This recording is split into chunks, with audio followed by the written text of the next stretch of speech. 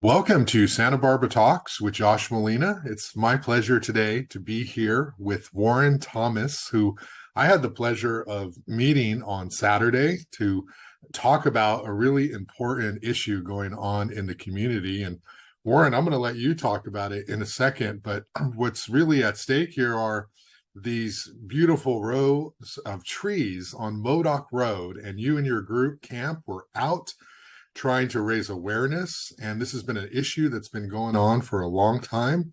It's before the County Board of Supervisors on Tuesday.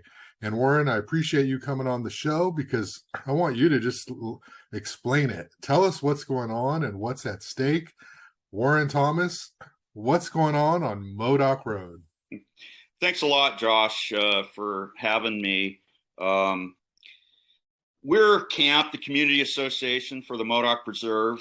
We're representing right now almost 5,000 petition supporters who feel deep in their hearts that we need to save the trees that run along the Modoc Preserve in the greenbelt. They're shade canopy, they're wildlife habitat, and they're historic heritage trees that really have helped to define the bucolic nature of Santa Barbara with their forest canopy. When you're riding along on a bicycle or you're walking or maybe even driving in a car, you can't really see the forest for the trees, but if you got up above them, say a hawk's bird eye or a drone that I have, or from a plane, you really see that it is really a very narrow tree line, very narrow green belt that is just protecting nature, a slice of nature as it's been for a couple hundred years at least. And you can see the urban encroachment. I mean, you've got the railroad tracks, you've got 101, beyond that, just some high density apartment buildings.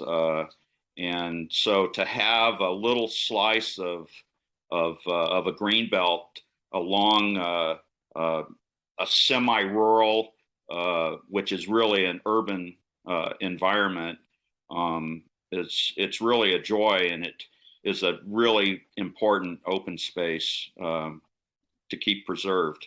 So Santa Barbara County is looking to do what? They want to build a bike path on Modoc Road. There's already a bike path, but they want to build a separated multimodal use path. And to do that, it involves the removal of trees from the plan that they want to make happen. So can you talk about sort of your position and camp's position and why the trees should be preserved? Obviously, you all love bikes and bike paths and We're that kind of cyclists ourselves. transportation. Yeah. Talk about what your perspective is. Well, I think, to just back up just a hair, Josh, it's kind of a false premise that it's an either or situation here. We can do both. A multi-use class 1 path separated from traffic can easily be constructed in the existing asphalt infrastructure on Modoc Road. It doesn't have to come at the cost of 100-year-old plus trees that are right now. California Department of Fish and Wildlife biologists just visited the site a week ago and saw woodpeckers nesting in all 29 of the Canary Island date palms that are slated for destruction.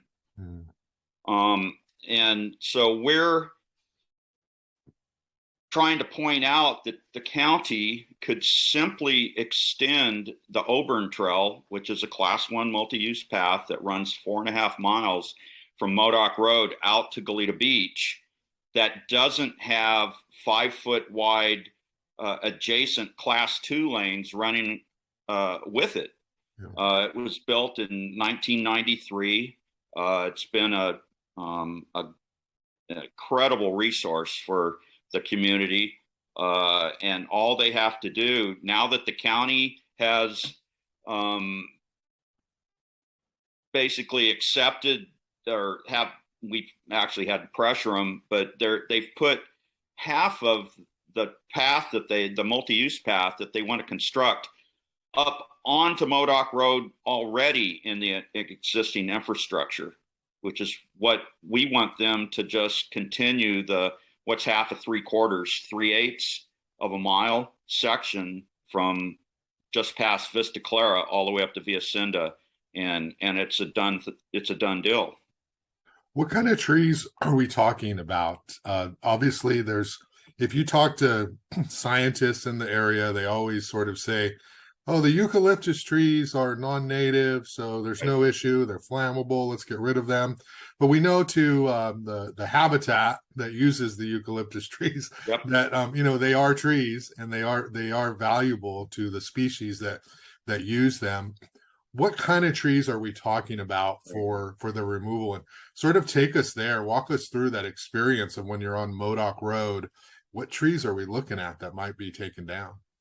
Well, right now, what I call the kill zone is really when you turn off Via Cinda and you start going west on Modoc.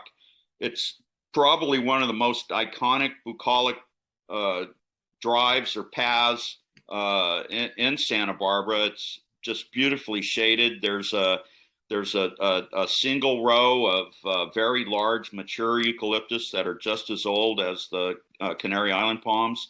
We've seen them in aerial photographs. They were there in 1925. And then they're separated by right adjacent to Modoc Road. Beautiful Canary Island date palms that pretty much define Santa Barbara, and then separating right between there is what is known as a bioswell. It's a natural drainage area that, as the runoff from the roads, when we get rain, if we ever get rain again, here we are in a 5-year drought, which is another reason that we're just baffled why anyone would want to cut down shade trees and habitat right now in the middle of an extreme drought. But it filters the runoff, and that filtered runoff percolates down into the groundwater and to the roots of those trees. The Modoc Preserve is really a wetland. There's yerba mansa is a plant that's indicative of wetlands, and it comes right up to the Modoc Road within just a couple of feet. And when we do get rains, like the last really heavy rain we got was in 2017, and there's standing water in the preserve within a few feet of Modoc Road. The trees house the woodpeckers that we talked about. The palms, they also are home to migrating orioles. The eucalyptus right now have great horned owls living in them. There's a couple of owl boxes out there, but why live in a box when you can live in a tree? The beautiful soaring red-shouldered hawks, the sharp-shinned hawks, the red-tailed hawks, all predators, and all part of this beautiful biodiverse ecosystem. Yeah, there is a lot of the eucalyptus trees have been much maligned, in our opinion. They don't explode. They won't go into your house and snatch your kid out of bed in the middle of the night. It makes for good, Halloween theatrics. But these particular trees, Josh, are survivors of the 1990 Painted Cave fire. And we were here during that time, and they actually acted as a firewall to keep the flames from going through Hope Ranch and burning all the way to the mesa. Yeah. Sure, the skins and debris that's around the trees burned, and the reason it burned is because there's little to no maintenance done by the county along their right of way to clean that debris up, and yet they urge everyone to keep a fire zone around their homes and stuff. But yeah, those trees survived the fire. They've survived who knows how many droughts, and they're thriving, healthy trees. There's And no what is Camp's position that Santa Barbara County can continue this extension, this bike path extension on the road without having to encroach onto that open space? Do you think they can do it? And it's what, a luxury for them to try to take down these trees? There's some backstory to that, but yeah, there's I'm not going to go too far back, but the Oakland fire back in the 90s kind of was the impetus and the origin of a new line of thought and study that is coming out of the universities and called nativism. And they pretty much teach that the only good trees and plants are native trees, and everything else is bad, non-natives, and so they're being eradicated simply because of their immigration status, which is ludicrous, because there's only about 5% of all land in the country can be considered 100% native. Yeah. And native plants and trees burn just as fast and just as hot as non-natives. Everything burns. Most of the fires that we experience in Santa Barbara, I'm sure you're well aware of, all start in the backcountry, and that is mostly native vegetation, chaparral and oak trees. There's not eucalyptus trees living up on Santa Ynez, groves of them. It's more native type plants. So we discard that argument of they need to get eradicated because they're non-native.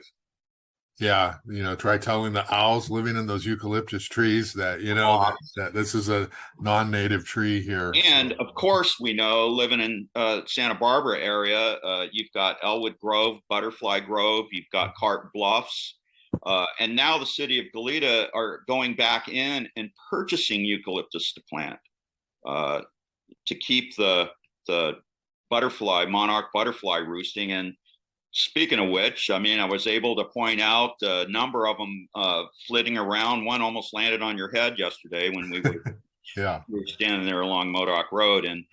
And yet the environmental firm that the county hired wants to maintain that there is no monarch butterfly presence in the preserve, which is just poppycock, because there's been a 5-year native plant restoration project in the preserve as part of a mitigation for another the Boulder Hills development up in Goleta.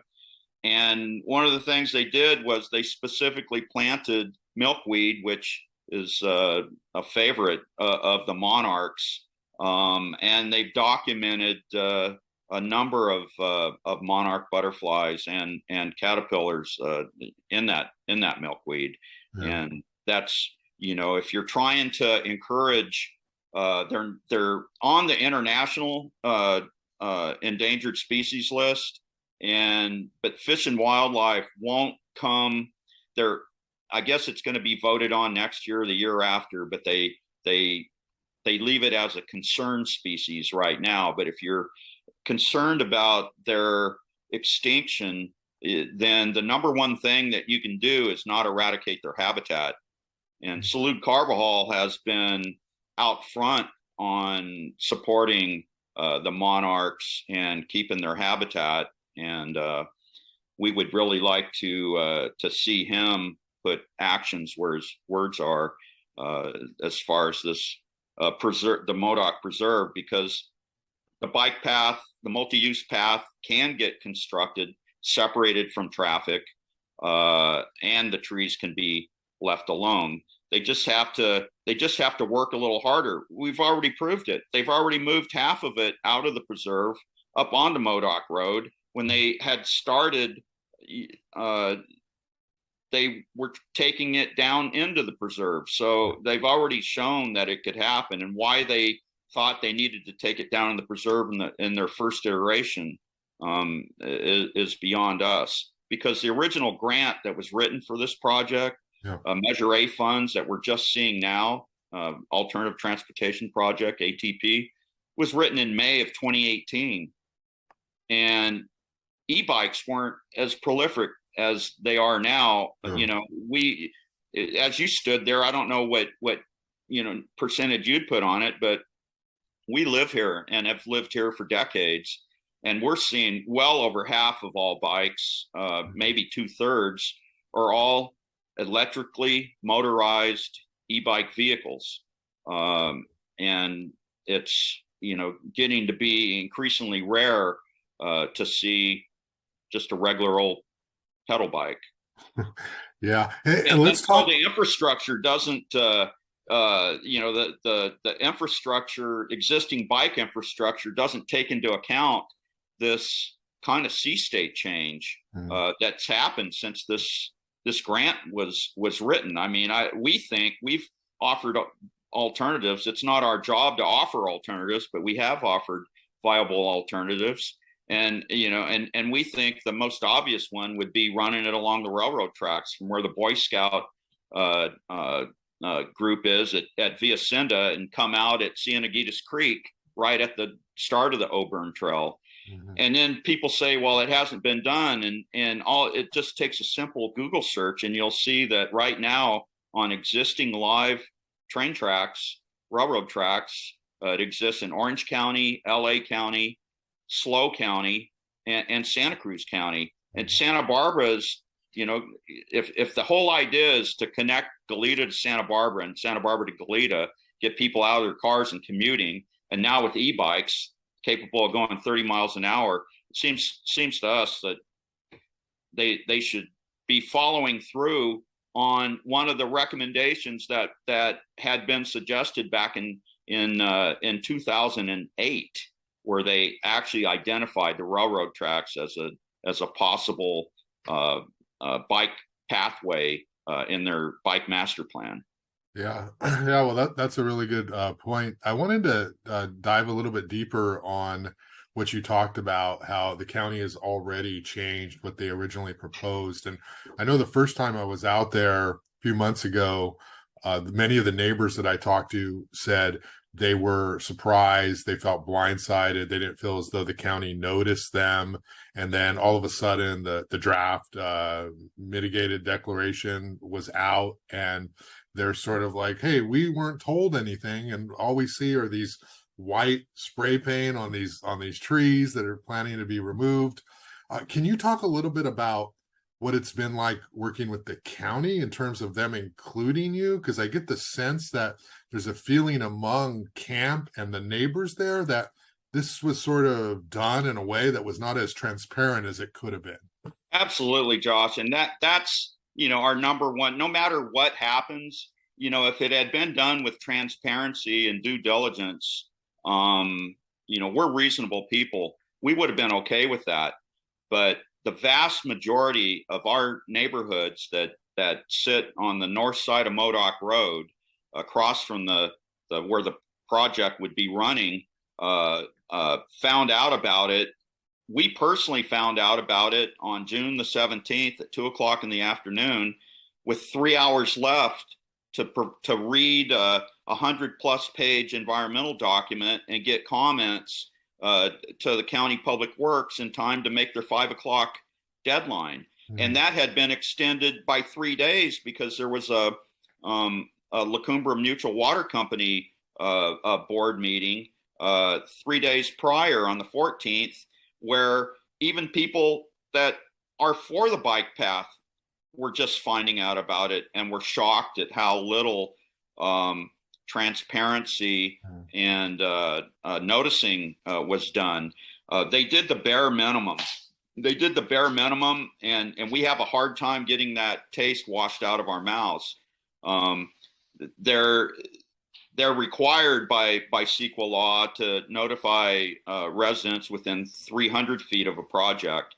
But in this case, all of the neighborhoods on the north side of Modoc Road, and that's where all the neighborhoods are, all the housing is on the north side, are going to be impacted by months and months and months of construction along Modoc Road. So, even houses 305 feet from the project are still going to be, the people living there and paying taxes there are still going to be just as impacted.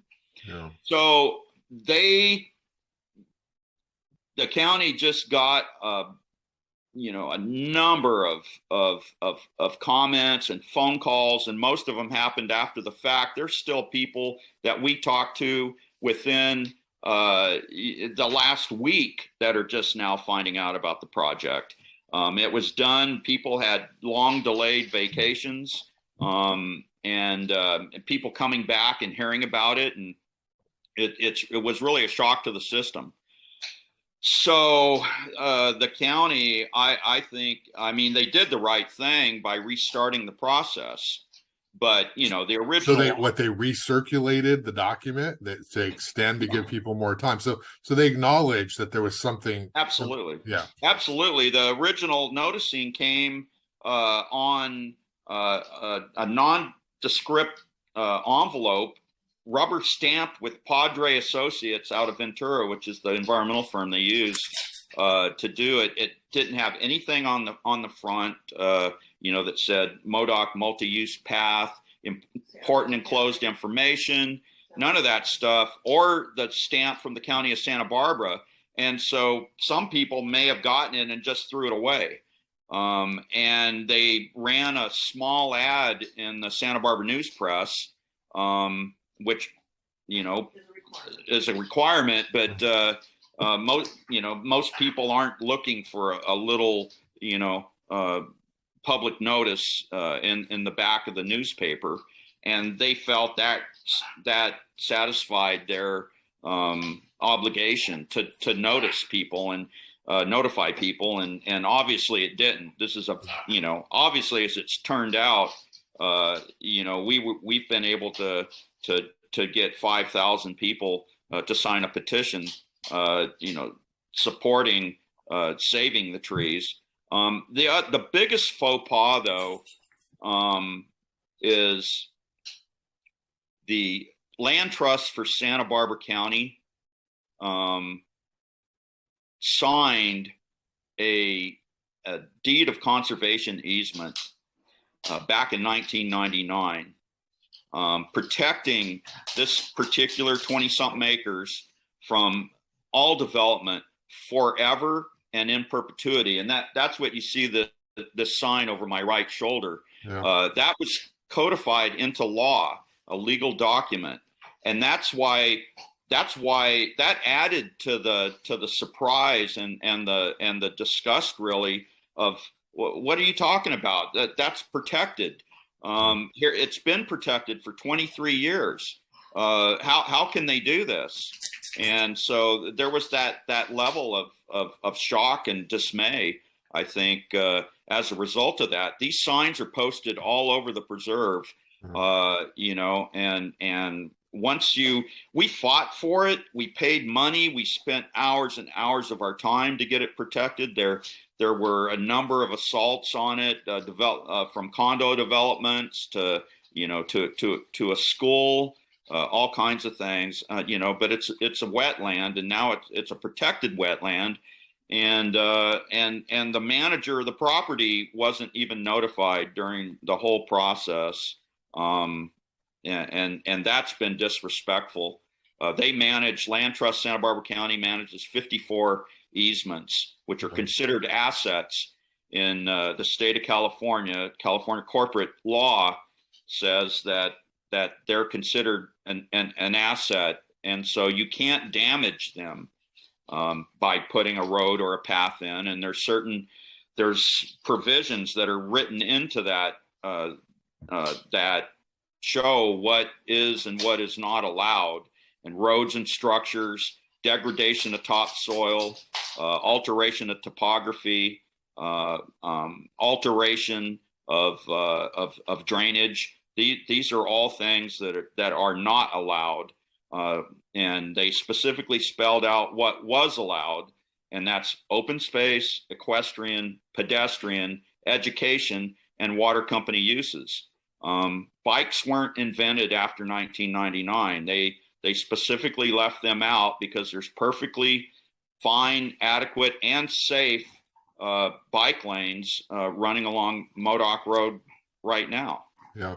Hey, this is a little bit blurry in my head, so maybe you can clarify for me and for the audience. So we have obviously homeowners on one side of the road there, renters, homeowners, people living there. Yep. You have the street, right, which is public property. And then you have the greenbelt you're talking about, which is, where the trees are, and it's an equestrian area, and there are paths, and kind of leads into Hope Ranch. Who owns that greenbelt, that open space? It's not county property. And no. What is the La Cumbre Mutual Water District, and how do they play into all of this conversation? Well, that's a darn good question. So the county does have a right of way, and they've got stakes out there now. You might have seen that shows where their right of way is. But the bulk of the Modoc Preserve greenbelt is owned by the La Cumbre Mutual Water Company, which was set up in 1925 by Harold S. Chase, the brother of Pearl Chase, and he was the first president of the water company. The community that the water company serves, the houses along Modoc Road, excluding sections of Via Zorro, which are on Goleta water, but going into Hope Ranch and the Annex and the Arbolado area, we are shareholders as water company patrons, and so it is private land owned under the La Cumbre Mutual Water Company auspice, but with the people that the water company serves being shareholders, and it's based on your acreage. Yeah. So the shareholders have a percentage of that greenbelt area, and then the county has a right of way, a very narrow strip along Modoc Road. That just like along your home there will be a utility right of way, and it's a similar situation. And that's the rub, is that these Canary Island palms, along with some eucalyptus, 8 to 13, they seem to be indiscriminate, about which ones are going to stay and which ones are going to go, because they, like we talked about earlier, their immigration status is non-native, so they think they can just dispose of them. But there is a little rub there, because we've discovered that there are 6 coast live oaks in their so-called Alignment A, and those are special status under Santa Barbara County ordinance. But what really makes it interesting is that Padre, the environmental firm that the county hired to do the negative declaration, which became mitigated, it became mitigated partially because of these oak trees. They have to do mitigation when they remove them. And so they were gonna plant, depending on the size, gallon size, either 10 to 1 or 5 to 1 ratio. Somehow along the way, the oak trees disappeared off their alignment charts.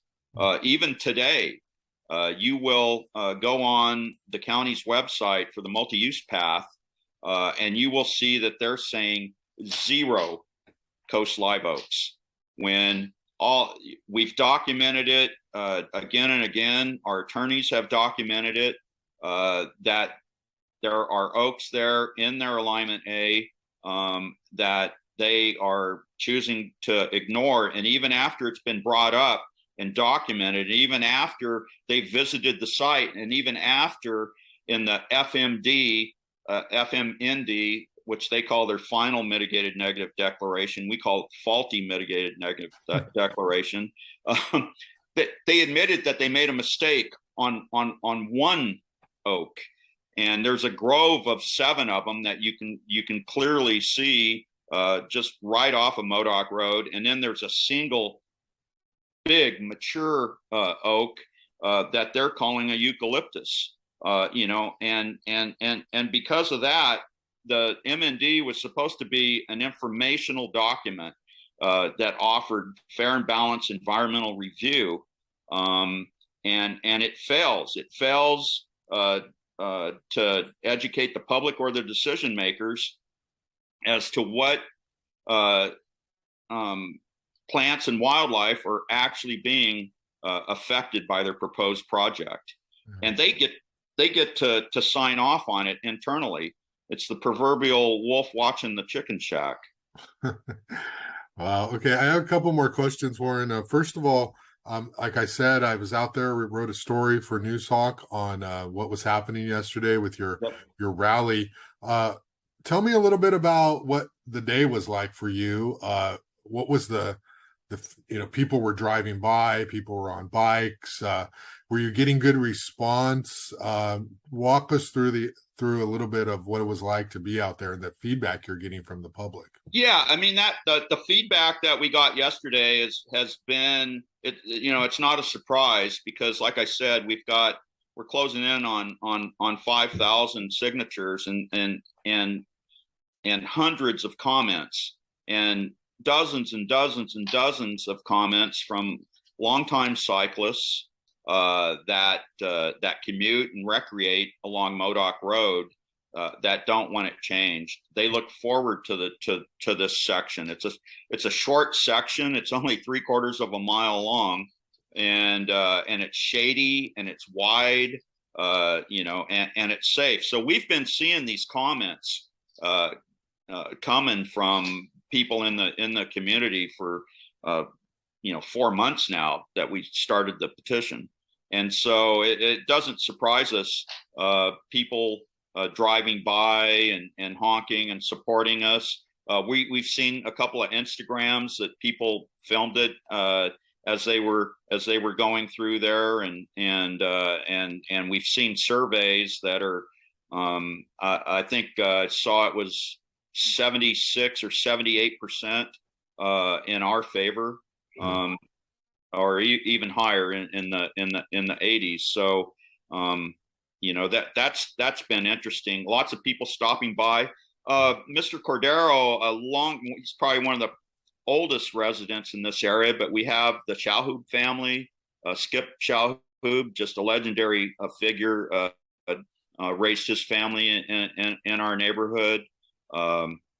Hambers, a lot of multi-generational families here. I think you might have interviewed Chelsea Beach. Yes. And I don't know if you talked to her uncle, Wes Bredall, but they grew up here.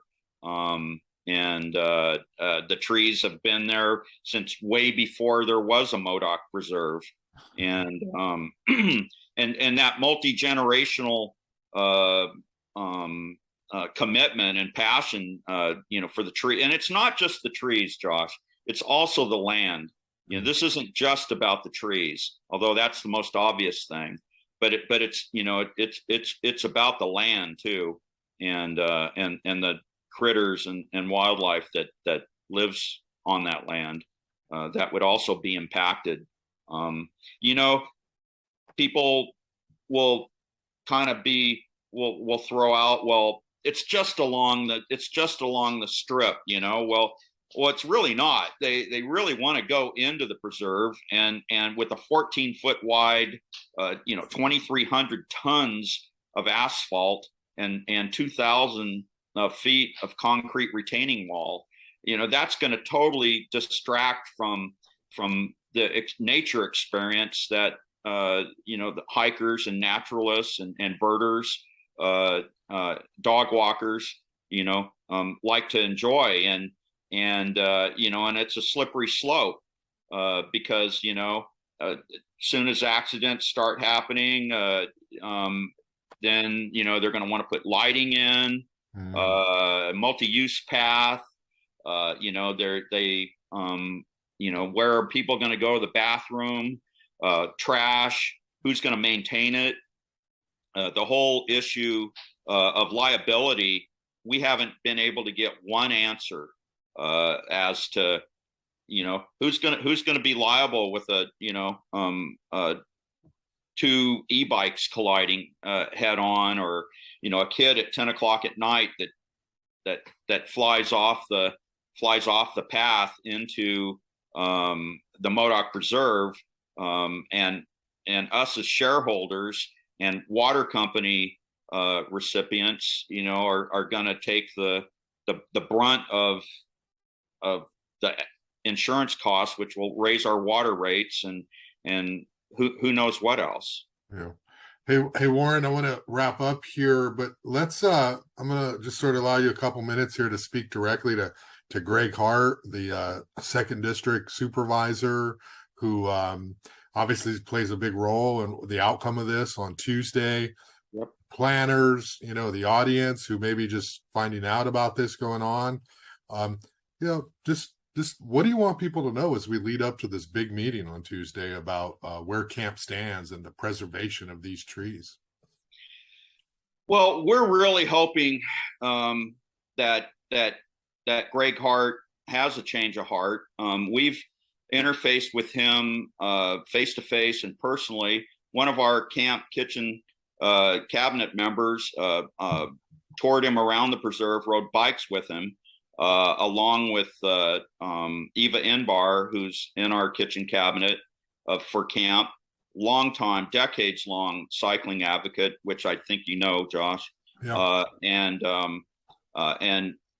Mr. Hart looked at both of them in the eye and said that none of the Canary Island palms would be removed. So we're a bit perplexed by that statement, and we would hope that he would follow through and put his actions where his words are.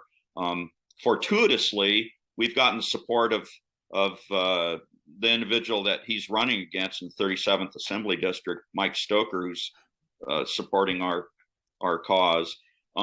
We really hope, I guess it's a 4-5 vote, and we really hope that we can, you know, get the supervisors, the decision makers, to at a minimum,